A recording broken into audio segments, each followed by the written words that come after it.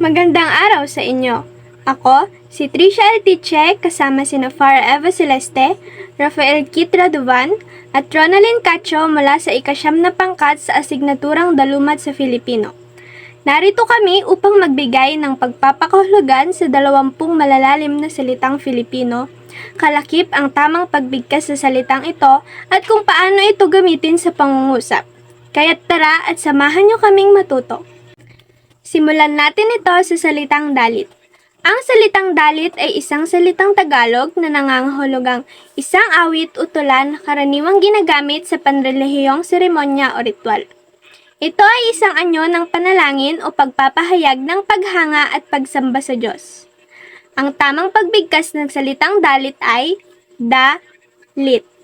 Ang unang pantig ay bigkas na da na may malambot na tunog na a, at ang kalawang pantig ay bigkas na lit na may malambot na tunog na i. Narito ang isang halimbawang pangungusap na gumagamit ng salitang dalit. Sa tuwing may pagdiriwang sa simbahan, pinapakanta ng mga mananampalataya ang mga dalit bilang pagpapahayag ng kanilang pananampalataya at pagsamba sa Diyos. Ang susunod na salita ay ang salitang kalasag. Ito ay isa ring Tagalog na salita na nangangahulugang isang uri ng panangga o proteksyon na karaniwang ginagamit sa pakikipaglaban o digmaan. Ito ay isang kasangkapan na ginagamit upang protektahan ng katawan mula sa mga sasakyan o mga salakay. Ang tamang pagbigkas ng salitang kalasag ay ka-la-sag. Ang unang pantig ay bigkas na ka na may malambot na tunog na a, at ang ikalawang pantig ay bigkas na la na may malambot na tunog na a, at ang ikatlong pantig ay bigkas na sag na may malambot na tunog na a. Narito naman ang isang halimbawa ng pangungusap na gumagamit ng salitang kalasag. Ang mga mandirigma ay nagdadala ng kalasag upang protektahan ang kanilang sarili mula sa mga kalaban. Susunod ay ang salitang katipan. Ang salitang katipan ay isang salitang Tagalog na nangangahulugang isang kasunduan o kontrata ng pagmamahalan o pag-aasawa. Ito ay tumutukoy sa pagsasama ng dalawang tao sa isang seryosong relasyon o pagsasama sa ilalim ng batas ng kasal. Ang tamang pagbigkas ng salitang katipan ay ka-ti-pan.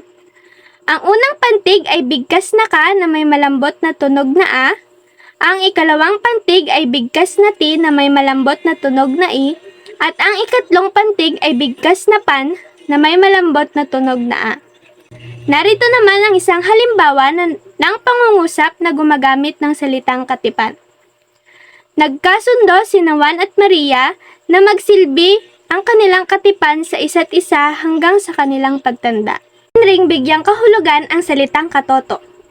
Ang salitang katoto ay isa ring salitang Tagalog na nangangahulugang isang malapit na kaibigan o katuwang sa buhay.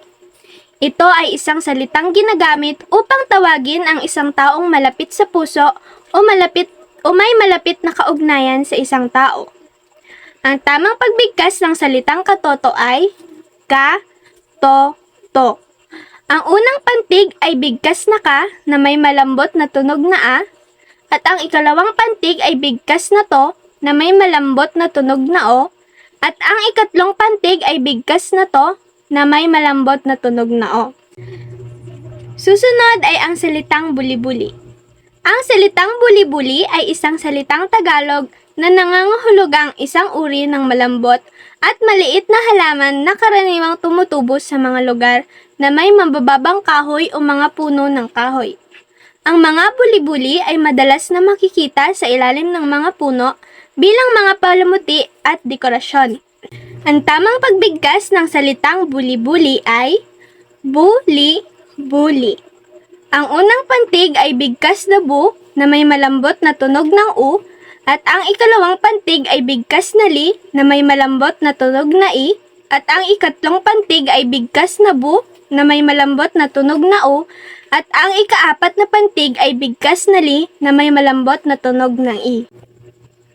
Ito ang isang halimbawa ng pangungusap na gumagamit ng salitang buli-buli. Ang lalim ng puno ay napuno ng mga buli-buli na nagbibigay ng kulay at ganda sa paligid. kalasag. Ang kalasag ay isang gamit ng mga mandirigma sa timbaan upang sanggahin ang mga armas ng kalaban. Kapag ginamit naman natin ito sa pangusap, ito ay dala ni Pedro ang kanyang sibat at kalasag sa kanyang paglalakbay. At ang susunod naman ay panghiso. Ito ay salitang tubo sa Timog Katagalogan na katumbas ng toothbrush. Maaari siyang maging pandiwa ay sa paraan ng pagbigkas nito. Kapag ginamit naman natin ito sa pangusap, ilang beses kang nagpapalit ng panghiso sa loob ng isang taon. Ang susunod naman ay badhi. Ito ay tumutukoy sa mga guhit na matatagpuan sa palad ng isang tao. Kapag ginamit naman natin ito sa pangusap, tiningnan ng manghuhula ang badhi sa kamay ni Catherine. Ang susunod naman ay bagalin. Ito ay isang lalaki na may malaki at mabigat na katawan. Kapag ginamit naman natin ito sa pangusap, ang aking kaibigan ay malakas kumain dahil siya ay bagalin. At ang panghuli, paraluman. Ito ay tumutukoy sa physical na anyo ng isang napakagandang babae. Kapag ginamit naman natin ito sa pangusap, isa kang tunay na paraluman. Kamukha mo ang nanay mo noong siya ay dalaga pa. Hapag. Binibigkas ng hapag. Hapag ay nangangahulugang patag na kagamitan sa bahay na may apat na paa na ginagamit na patungan ng ating kinakainan o patungan ng ibang gamit gaya ng aklat o ang tinatawag nating lamesa. Lumapit na sa hapag at tayo'y kakain na. Alibugha o binibigkas na alibugha. Salitang ginagamit bilang isang pabaya, irresponsable at hindi mapagkakatiwalaan. Ang isang alibughang anak ay di pinagpapala ng Diyos. Solatroniko o binibigkas na sulatroniko. Isang sistema para sa pagpapadala ng mga mensahe mula sa computer o email sa Ingles. Mas mabilis ang proseso ng pagpapadala ng sulat gamit ang solatroniko. Karimlan o binibigkas na karimlan. Karimlan mula sa salitang ugat na dilim at nangangahulugang kawalan ng liwanag. Pagsapit ng karimlan, lahat ng tao sa bayan ay nasa kanilang pamamahay na. Anluwage o binibigkas sa paraang anluwage. Ang anluwage ay gumagawa ng bahay o karpentero sa ibang tao. Ang aking ama ay isang marangal na anluwage. Siya ay gumagawa ng bahay sa aming lugar. Hi, ako nga po pala si Rafael Kitraduban. Andito nga ako para magbigay pa ng ilan sa mga salitang hindi na masyado ngayong nagagamit. Gipalpal. Ang salitang gipalpal ay nangangahulugang punong-puno. Ashley, ayoko na. Pagod na ako. Gipalpal na ako sa ugali mong ganyan. Ayoko na. Maghiwalay na tayo.